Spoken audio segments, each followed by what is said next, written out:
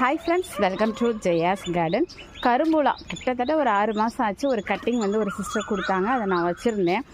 பார்த்திங்கன்னா கரிஞ்சிக்கிட்டே போச்சு, குச்சியாக இருந்தது. இலைகள் வந்துச்சுன்னா அந்த இலையை ஃபுல்லாக யாரோ சாப்பிட்றாங்க. ஏதாவது புழு இருக்குமான்னு பார்த்தா எதுவுமே இல்லைங்க.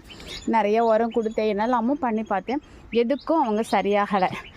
சில செடிகள் இந்த மாதிரி நம்மளை படுத்துவாங்க. நம்ம வீட்டில் பிள்ளைங்க ரொம்ப சில பிள்ளைங்க என்ன பண்ணினாலும் சேட்டை பண்ணுவாங்க இல்லையா, அந்த மாதிரி செல்லக்குட்டிகள் நிறைய தோட்டத்துலேயும் இருக்கிறதுக்கு வாய்ப்பு இருக்குது.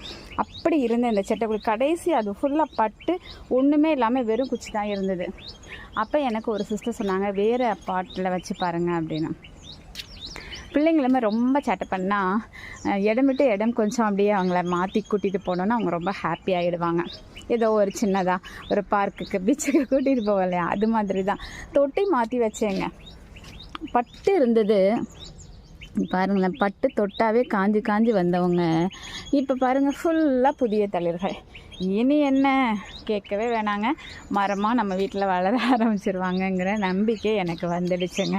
அவ்வளோ அழகாக ஒரு வாரம் தான் ஆச்சு மாற்றி வச்சு, அழகாகவே சூப்பராக தழுத்து சூப்பராக வந்துட்டாங்க.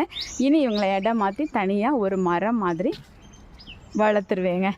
முடிஞ்சால் இதுலேயும் நமக்கு விதை எப்படி என்ன நமக்கு தெரில, எவ்வளோ நல்ல விதைகள் வரும் எவ்வளோன்னு. இப்போ தான் ரெக்கவர் ஆகி வராங்க. வந்தால் அப்புறம் என்னங்க, உங்களுக்கெல்லாம் விதைகளை பகிர்றது தான் நம்மளோட வேலை.